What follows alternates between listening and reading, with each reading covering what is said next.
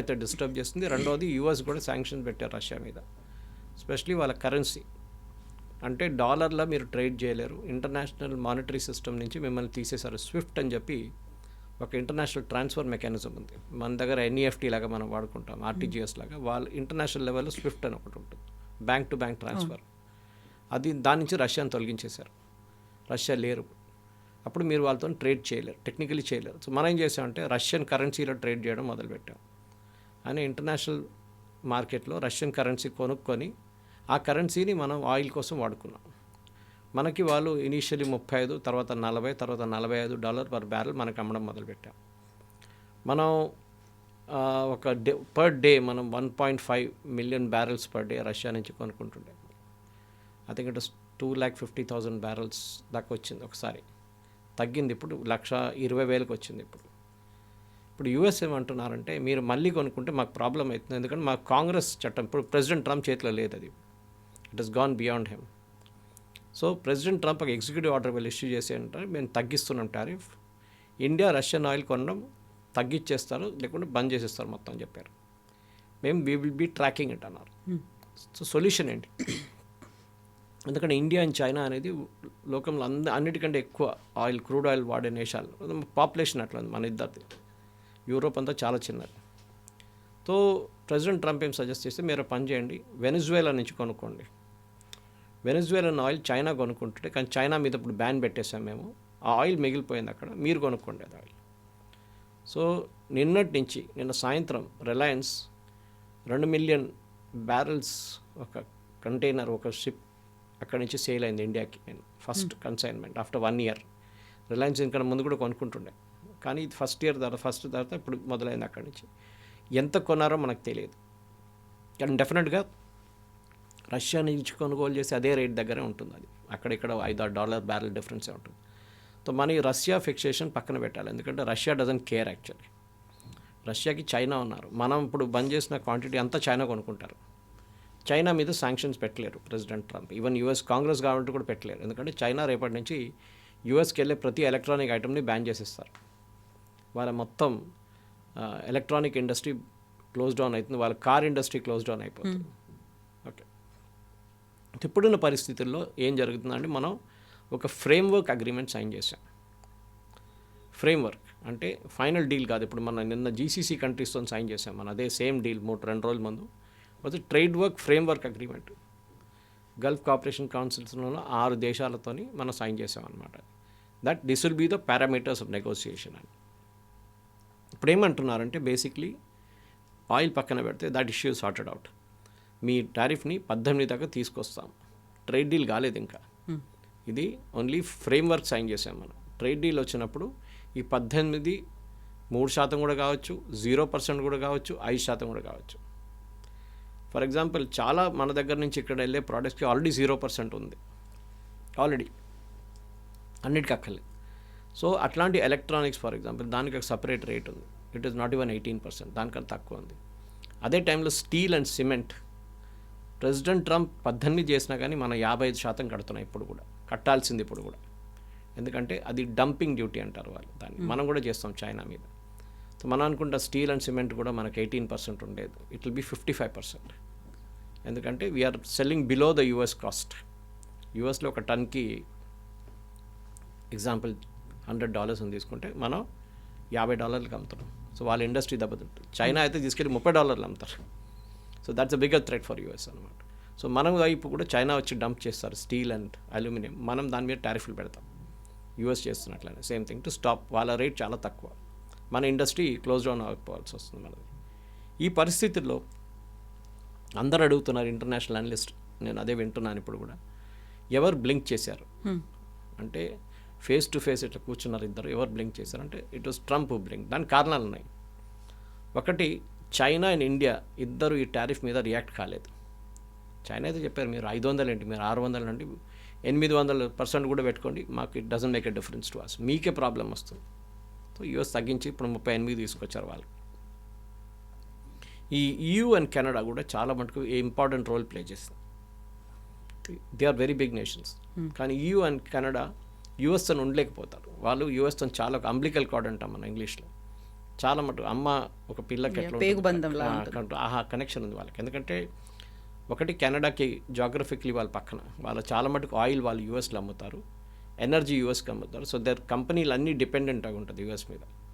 European Union కూడా అంతే. European Union biggest trading partner US. ఈ పరిస్థితిలో వాళ్ళు ఏం చేయలేరు. So they have to go with us. But వాళ్ళు ఏం చేశారంటే, ఎప్పుడు మన యూఎస్ మీద డిపెండెంట్ ఉండలేకని చెప్పేసి, ఇంగ్లీష్లో ఒక వర్డ్ ఉంది పైవట్, PIVOT, ది పైవటెడ్ అవే, అంటే మూవ్ అవే అనమాట. అది యూజువలీ బాస్కెట్బాల్లో యూజ్ చేస్తారు. అది వాళ్ళు మూవ్ అయిపోయారు. యూఎస్ మీద డిపెండ్ కాకుండా మనకు రెండో దేశం మీద మనం ట్రేడ్ పెట్టుకుందాం, మూడో దేశం మీద పెట్టుకుందాం. సో కార్నే చైనాకి వెళ్తున్నారు, స్టామర్ చైనాకి వెళ్తున్నారు, EU ఇండియాతో ఒప్పందం చేస్తున్నారు, కార్నే ఇప్పుడు ఇండియాకి వస్తున్నారు, బ్రెజిలియన్ ప్రెసిడెంట్ ఇండియాకి వస్తున్నారు. ఇదన్నీ చూస్తే యూఎస్ నుంచి అందరు పక్కన జరిగిపోతున్నారు. సో ప్రెసిడెంట్ ట్రంప్కి has a reason to worry అన్నమాట. అరే వీళ్ళు ఒప్పందం చేసుకున్నారు EUతో, మనం రాకపోతే EU వాళ్ళు వాళ్ళ కార్లను తీసుకొచ్చి ఇక్కడ పడేస్తారు ఇండియాలో, మన కార్లు అమ్మలేకపోతాం. EU వాళ్ళు వాళ్ళ ప్రోడక్ట్స్, ఎలక్ట్రానిక్స్ ప్రోడక్ట్స్ తీసుకొచ్చి ఇండియాలో పడేస్తారు. సో ఇప్పుడు జరిగిన ట్రేడ్ వర్క్ ఫ్రేమ్ అగ్రిమెంట్లో ఒక చాలా ఇంపార్టెంట్, మన మీద కొన్ని సైంటిఫిక్ అండ్ మిలిటరీ రెస్ట్రిక్షన్స్ పెట్టారు యూఎస్. ఇప్పుడు కాదు, కొన్ని సంవత్సరాల ముందు నుంచి దాన్ని తీసేశారు ఇప్పుడు. ఎందుకంటే ప్రెసిడెంట్ ట్రంప్ 500 బిలియన్ అని చెప్పారు. చూడండి, 500 బిలియన్ ఏంటి? 500 billion of exports including aircraft. అప్పుడు మనకు బోయింగ్ కొంటేనో, మనం లాక్హీడ్ మార్టిన్ నుంచి ఇంకేదైనా ఎయిర్క్రాఫ్ట్ కొంటేనో, ఆర్ మిసైల్ కొన్నా, డ్రోన్స్ కొన్నా కానీ, ఏదైనా కానీ it will come under this 500 billion. దాన్ని ఇప్పుడు క్లారిఫై చేశారు, 500 బిలియన్ ఓవర్ 5 years. ఇప్పుడు మనం యూఎస్ నుంచి కొంటున్నది $46 బిలియన్ ఎవ్రీ ఇయర్. సో దాన్ని డబుల్ చేయాల్సి వస్తుంది, which is not a big thing. ఈజీగా చేయొచ్చు. ఎందుకంటే మన వైపు నుంచి అగ్రికల్చర్ ప్రోడక్ట్స్కి కొన్ని తగ్గించాం మనం. మన దగ్గర వీఆర్ నాట్ కల్టివేటింగ్ దట్ అనమాట, పండించట్లేదు మనం. అదేంటి? ఒకటి సోయాబీన్ మన దగ్గర ఉంది కానీ చాలా తక్కువ క్వాంటిటీ. సోయాబీన్ కూడా జెనెటికలీ మాడిఫైడ్ అని చెప్పి మన హ్యూమన్ కన్సంప్షన్కి తీసుకుంటలేదు మనం, యూఎస్ నుంచి వచ్చేది. It will be given to animals. Corn allow చేయట్లేదని వచ్చింది ఇవాళ. ముందు ఉన్న అగ్రిమెంట్లో ఫ్రేమ్వర్క్లో అది ఉందని చెప్పారు, కానీ కార్న్ తీసుకుంటే కూడా కోడీలకి, దానికి పౌల్ట్రీ ఫీడ్గా వాడుకుంటాం మనం. మెయిజ్ అది కూడా అంతే సంగతి. కానీ కొన్ని ప్రోడక్ట్స్ ఉన్నాయి యూఎస్లో, మనం ఇక్కడ కల్టివేట్ చేయట్లేదు. ఇవాళ పొద్దున ఐ వాజ్ వాచింగ్ గర్కిన్స్ అనే ఒక వెజిటబుల్ ఉంటుంది, దాని ఇండియన్ ప్రెసిడెంట్ ఉన్నారంట, ఆయన మాట్లాడుతున్నారు. It's a great opportunity for us. యూఎస్లో వాల్నట్స్ కానీ, ఆమండ్స్ కానీ ఇట్టి మన వైపు ఎక్స్పోర్ట్ చేయొచ్చు. అది కాకుండా సమ్ ఫ్రూట్స్, ఎగ్జాటిక్ ఫ్రూట్స్ ఉంటుంది, మన దగ్గర లేదు. మీరు బహుశా చూసుంటారు, మాసప్ ట్యాంక్ కాడ అక్కడంతా మన దగ్గర వస్తున్న ఏం చెప్తారు, జామకాయ చిన్నది ఉంటుంది, న్యాచురల్ ఉంటుంది, బిగ్గర్ సైజ్ ఉంటుంది. ఇదంతా ఇంపోర్టెడ్ యాక్చువల్లీ చాలా మటుకు. వాళ్ళు దాన్ని మాడిఫై చేసి దాన్ని GM లాగా స్టేటస్ తీసుకొచ్చి ప్రొడ్యూస్ చేస్తే పెద్దగా ఉంటుంది చూడడానికి. సో యాపిల్ కూడా మీరు చూసుంటారు, from Canada, produce of Canada. Already మన దగ్గరకు వస్తున్నాయి. కొనాలన్నా వద్దా అని as a consumer like you will decide. వద్దు నాకు ఇండియన్ కాశ్మీరీ యాపిల్ చాలంటే ఓకే, దాని డిమాండ్ తగ్గిపోతుంది ఇప్పుడు యూఎస్ నుంచి వచ్చే ప్రోడక్ట్స్. ఇప్పుడు దీన్ని అడుగుతున్నారు అందరు ఎకానమిస్ట్. వాళ్ళు పొద్దున 6:30 నుంచి నేను వాచ్ చేస్తున్నాను. నేను ఇవాళ పొద్దున అరౌండ్ 5:30 అనౌన్స్మెంట్ వచ్చింది యాక్చువల్లీ. తో ఏం జరుగుతుంది ఫ్రేమ్వర్క్ అగ్రిమెంట్లో? ఇంకొక 6 నెలల పాటు అగ్రిమెంట్ డిస్కస్ చేస్తూనే వెళ్తారు. కానీ డిస్కషన్లోనే మనం రేట్స్ అగ్రీ చేసుకుంటాం. ఓకే, ఇవాళ 10 ఐటమ్స్ డిస్కస్ చేసాం, ఈ 10 ఐటమ్స్ ఇప్పుడు ఈ రేట్ వస్తుంది. Next week next 10 more items discuss చేసాం, ఈ 10 more ఐటమ్స్కి 2%, 3%, 4% రేట్ ఉంటుంది. యాడ్ చేసుకుంటూ వెళ్ళిపోతాం మనం. ఎంత ఆల్మోస్ట్ 900, 1000 ప్రోడక్ట్స్లు ఉన్నాయి. మన వైపు నుంచి కూడా అంతే. So we will discuss it అనమాట. మనం ఒక మాట గుర్తుపెట్టుకోవాలి. ఇంగ్లీష్లో ఒక పోయట్ ఉన్నారు, ఆయన పేరు మర్చిపోయాను. ఒక కోట్ ఒకసారి చెప్పారు, no man is an island. అంటే మనం సొసైటీలో ఉన్నప్పుడు నేను నా ఇల్లు ఒకటే చూసుకుంటాను, మా పక్కన వాళ్ళు నాకు సంబంధం లేదంటే కాదు, ఇండివిజువల్గా ఉండడానికి లేదు. It's absolutely not possible. లోకంలో ఎక్కడైనా ఏదైనా జరిగితే మన మీద ఇంపాక్ట్ ఉంటుంది. రష్యా యుక్రెయిన్ కొట్టుకున్నా కానీ మన సన్ఫ్లవర్ ఆయిల్ పెరిగిపోయింది rate, because we're importing sunflower big time from Ukraine. దానికన్నా ముందు సడన్గా ఇక్కడున్న సన్ఫ్లవర్ ఇండస్ట్రీ ఆయిల్కి వాళ్ళకి సన్ఫ్లవర్ లేదు, 220 రూపాయల దాకా వెళ్ళింది పర్ లీటర్.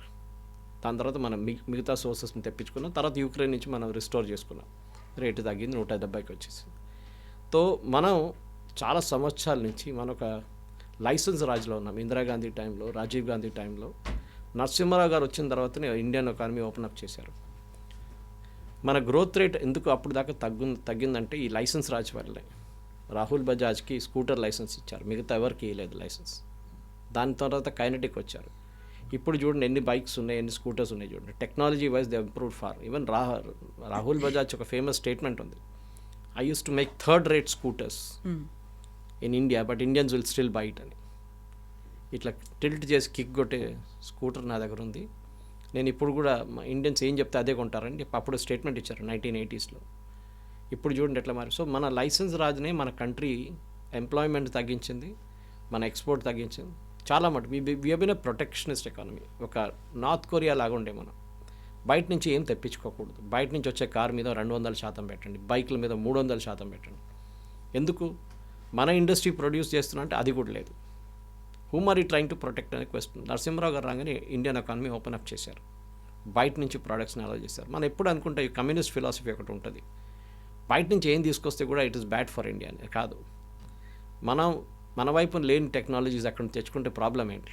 మనకి అన్ని ఇప్పుడు కవిత గారు మీరు ఇఫ్ యాక్చువల్లీ చెక్ మీ వైపు నుంచి ఈ total Indian FDI foreign direct investment మనది చాలా తక్కువ as a percentage of GDP. మనం అనుకుంటాం మన ఎఫ్డిఐ చాలా ఉంది, మన ఫారిన్ ఎక్స్చేంజ్ $600 బిలియన్ మన దగ్గర పడుందని అని. కానీ మన వియట్నాం చూడండి, చిన్న కంట్రీ లైక్ వియట్నాం, వాళ్ళ ఎఫ్డిఐ మనకన్నా ఎక్కువ వస్తుంది యాజ్ అ జీడిపి. ఎందుకంటే వాళ్ళ ఎకానమీ కంప్లీట్ ఓపెన్ అప్ చేసేసారు. Mobile phone manufacturing, electronics, agriculture అన్నీ వాళ్ళు ఓపెన్ అప్ చేసేసారు. ఇప్పుడు దాంతో అడ్వాంటేజ్ చైనా చూడండి, చైనా ఎఫ్డిఐ మన ఎఫ్డిఐ పక్కన కూడా పెట్టలేము మనం. అంత పెద్ద ఫారిన్ డైరెక్ట్ ఇన్వెస్ట్మెంట్ వరకు వస్తుంది. Despite US ban, US companies ban పెట్టిన తర్వాత కూడా చైనా ఎందుకు వాళ్ళ ప్రొసీజర్స్ ఓపెన్ అప్ చేసేసారు. ఈజ్ ఆఫ్ డూయింగ్ బిజినెస్ అంటాం. నిన్న ఒక స్ట్రేంజ్ ఇన్సిడెంట్ చూశాను నేను. కర్ణాటకలో I think it's an IT company, if I'm not mistaken, చాలా పెద్ద ఐటీ కంపెనీకి నోటీస్ ఇష్యూ చేశారు పంచాయత్ వాళ్ళు, ట్యాక్స్ కట్టలేదని చెప్పేసి. బెంగళూరు రూరల్ డిస్ట్రిక్ట్లో ఉంది అది. వాళ్ళకి ట్యాక్స్ కట్టలేదని చెప్పి పంచాయత్ వాళ్ళు నోటీస్ ఇష్యూ చేస్తారు, మీ ఎక్విప్మెంట్ అంతా సీజ్ చేసేస్తాం, ఏది ఎంతో 11 లక్షలు అంతే. తర్వాత కర్ణాటక గవర్నమెంట్ అన్నారు, సారీ ఇది Karnataka industrial development board land, ఇది ట్యాక్స్ మేము తీసుకుంటాం, మేము తీసుకున్నాం కూడా ఆల్రెడీ. సో మన దేశంలో ఎట్లా అంటే ఒక చిన్న పంచాయత్ వాళ్ళు కూడా ఒక పెద్ద ఇండస్ట్రీని ఆపగలరు వాళ్ళు. లేబర్ లాస్ 5 మంది కాగానే మన దాంట్లో లేబర్ లాస్ వచ్చేస్తుంది, 10 మంది కాగానే ఈఎస్ఐ వచ్చేస్తుంది. సో దాంతో ఏమవుతుందంటే ఎంప్లాయర్స్, బయట ఉన్న ఎంప్లాయీస్ ఫారిన్ కంట్రీస్ నుంచి మన దేశంకి రావట్లేదు ఎక్కువ. మీరు again you can check China, Vietnam, Thailand, Cambodia, చాలా huge amount of direct investment వస్తుంది కంపెనీ. వాళ్ళకి కొంచెం ఈజ్ ఆఫ్ డూయింగ్ బిజినెస్ కావాలి. సో ఇవాళ పొద్దున కూడా అమెరికన్ ఎకానమిస్ట్ మాట్లాడేది అంతా బాగానే ఉంది, కానీ if India doesn't open up even now, ఇప్పుడు కూడా మన ల్యాండ్ ఎక్విజిషన్ పెద్ద ప్రాబ్లం మనకి. మీకు ఒక ఏకర్ ల్యాండ్ కావాలంటే దాని మీద ఉన్న రెస్ట్రిక్షన్ చాలా. చంద్రబాబు నాయుడు గారు వచ్చిన టైంలో మైక్రోసాఫ్ట్ ఎందుకు తీసుకొచ్చారు ఇక్కడికి అంటే land was a big issue. ఆయన అన్నారు మీకు ఎంత కావాలో తీసుకోండి, 200 ఎకర్, 300 ఎకర్, 400 ఎకర్ తీసుకోండి, రూపాయి ఇవ్వండి నాకు. బికాజ్ ఎంప్లాయ్మెంట్ తీసుకొచ్చారు వాళ్ళు, ఇన్వెస్ట్మెంట్ తీసుకొచ్చారు. Today it's one of the biggest Microsoft development centres out side US. దాని పక్కన ఐఎస్బి తీసుకొచ్చారు, వాళ్ళు కూడా అంతే సంగతి. ముంబైలో ఫైనలైజ్ చేసి సంతకం పెట్టిన ఐఎస్బి ఇండియన్ ఇండస్ట్రీ స్టార్ట్ చేశారు, ఇండియన్ ఇండస్ట్రీ అందరు కలిసి. ఒక్క రోజులో బాలాసాహెబ్ థాకరే కండిషన్ పెట్టారు, అక్కడ మహారాష్ట్రన్స్కి రిజర్వేషన్ ఇమ్మీడియట్లీ ఇచ్చే. సో ఓకే, ట్రేడ్ డీల్ జరిగింది, బాగానే ఉంది, మనం ఇప్పుడు సంతకం పెట్టలేదా, ఇట్స్ ఆన్ గోయింగ్ ప్రాసెస్. మళ్ళీ నెక్స్ట్ ఇయర్ కూడా నెగోషియేషన్స్ ఉంటుంది ఇంకా కొన్ని ప్రోడక్ట్స్ మీద, తగ్గిద్దామా ఎక్కువ చేద్దామా అని చెప్పేసి. సో ఇప్పుడు చూసేది ఏంటంటే మోదీ గారు యాక్చువల్లీ ట్రంప్ని హెల్ప్ చేశారు, ట్రంప్ మోదీ గారిని కూడా హెల్ప్ చేశారు. రెండు వైపులు నడుస్తుంది. అమెరికన్ ప్రోడక్ట్స్ ఇండియాకి వస్తుంది, సెకండ్ ఇండియన్ ప్రోడక్ట్స్ అమెరికాకు కూడా వెళ్తుంది. అండ్ మోదీ గారిని రీఫార్మ్స్ చేయడానికి ఒక ఎక్స్క్యూజ్ ఇచ్చారు ట్రంప్ ఇప్పుడు, that you have to cleanup India. మన బ్యూరోక్రసీని మనం అరికట్టాలి, మన పాత లాస్ చట్టాలని మార్చాల్సిన టైం వచ్చేసింది. కొత్త లేబర్ లాస్ తీసుకొచ్చారు, మనం చూసుంటారు మీరు. దాన్ని కూడా కమ్యూనిస్ట్ వాళ్ళు వ్యతిరేకిస్తారు, ప్రతి దానికి వాళ్ళు వ్యతిరేకిస్తారు. ఇప్పుడు కాంగ్రెస్ వాళ్ళు కూడా వాళ్ళ స్టేట్మెంట్తో వస్తారు, మోదీ సరెండర్ చేసేసారు ట్రంప్కి. సరెండర్ ఏం లేదు, మీరు అమ్మకపోతే ట్రంప్కి ఏం పోదు, మనకే పోతుంది. మనకే తిరుపూర్ నుంచి, లుధియానా నుంచి మన రొయ్యలు అమ్మే ఆంధ్ర వాళ్ళకి బిజినెస్ పోతుంది. మీరు హైదరాబాద్లో కూర్చోనో ఢిల్లీలో కూర్చోనో ప్రెస్ స్టేట్మెంట్ ఇష్యూ చేస్తారు కాంగ్రెస్ వాళ్ళు, ఆ ఫీల్డ్లోనే ఎంత 6 లక్షల మంది 2 లక్షల మంది ఉద్యోగం పోతుంది. దాన్ని ఆలోచించండి మీరు. అది ఆలోచించట్లేదు. నో మనం చేయకూడదు, మనం యూఎస్కి సరెండర్ చేయకూడదు, రష్యాకి సరెండర్ చేయొచ్చు, యూఎస్కి సరెండర్ చేయకూడదు. సో ప్రొటెక్షనిస్ట్గా ఉండకుండా మనం ఎకానమీని ఓపెన్ అప్ చేయాల్సి వస్తుంది. దట్స్ అ బిగ్ కండిషన్ మన దగ్గర. ఇంకోటి అంటే మనం గుర్తుపెట్టుకోవాలి కవిత, మన ఎకానమీ చాలా పెద్దది. ఎస్పెషలీ మన అన్నిటికంటే పెద్ద ఎక్స్పోర్ట్ మనది పీపుల్. మన దేశం నుంచి ఇన్ ద 1990s and 2000 3 లక్షల మంది ఈ కంట్రీ నుంచి వెళ్ళిపోయారు బయట కంట్రీస్కి వెళ్ళి సిటిజన్షిప్ తీసుకున్నారు. ఎందుకంటే మన దేశంలో ఒక చిన్న ఫ్యాక్టరీ స్టార్ట్ చేయాలన్నా, చిన్న ఒక స్టార్టప్ పెట్టుకోవాలన్నా, ఆ టైంలో స్టార్టప్ లేదనుకోండి, మనకి ఏ ప్రొవిజన్ లేదు. సో వాళ్ళు బయట వెళ్ళారు, యూఎస్కి వెళ్ళారు, యూరోప్కి వెళ్ళారు, అక్కడ పెద్ద పెద్ద కంపెనీలు స్టార్ట్ చేసుకున్నారు. చిన్నగా స్టార్ట్ చేసి పెద్ద కంపెనీలు అయిపోయినాయి. అది మీకు చాలా ఎగ్జాంపుల్స్ ఉన్నాయి అట్లా. బై 2020కి వచ్చేదాకా ఇట్ బికేమ్ 2020 కాదు, దానికన్నా కొంచెం ముందు 6 లక్షల మంది వెళ్ళారు. ఇప్పుడు కూడా వెళ్తున్నారు. మరి మీరు you must be reading constant.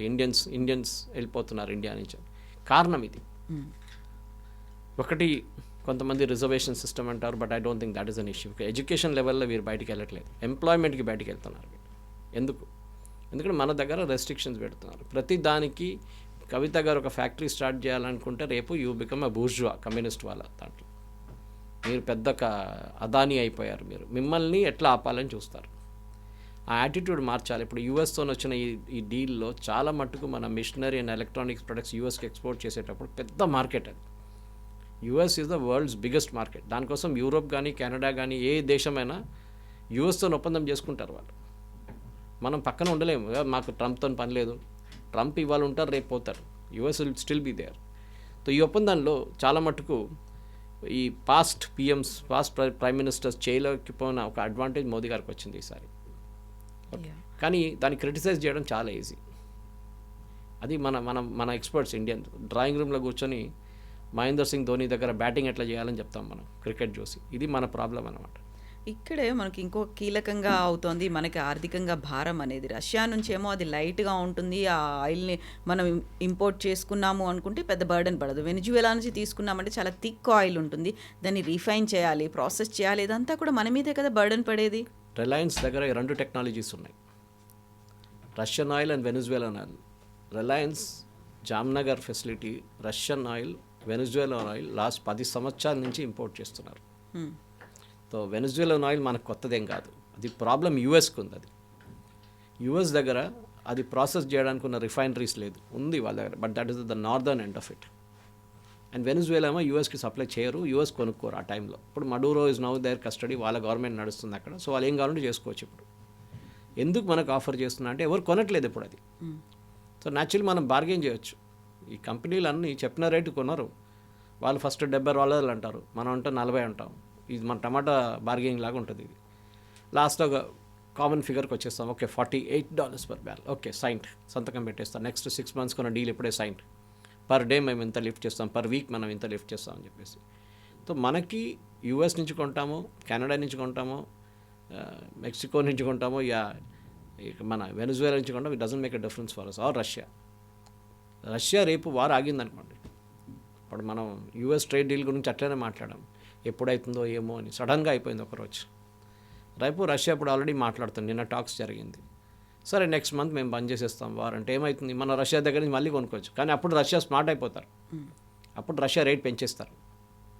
అప్పుడు వాళ్ళు అంటారు ఫ్రెండ్షిప్ అంతా బాగానే ఉంది కానీ ఇప్పుడు $70 అంటారు. అప్పుడు ఏం చేస్తాం మనం? We become fools. అరే మీ మీద కదా ఇంత డిపెండ్ అయ్యాము, దట్స్ ఆల్ ఫైన్, కానీ బిజినెస్ ఇస్ బిజినెస్ అంటారు పుటిన్. అప్పుడు ఇప్పుడు వాళ్ళు డెస్పరేట్గా ఉన్నారని చెప్పి మనకి $40 ఆఫర్ చేస్తున్నారు. రేపు మార్కెట్ నార్మల్ అయిపోయి వారు యుద్ధం ఆగిందంటే ఆ రోజు రష్యా దాన్ని 70 కాదు 80 కూడా చేస్తారు. సో రష్యాని అట్లా, Russia is a far fair friend. కానీ మనకు ఇంటర్నేషనల్ కమ్యూనిటీలో ఉన్నాం. మనం ప్రతిరోజు ఎక్కడో ఏదో జరిగితే మన మీద దాని ఇంపాక్ట్ ఉంటుంది. అది మనం మర్చిపోకూడదు.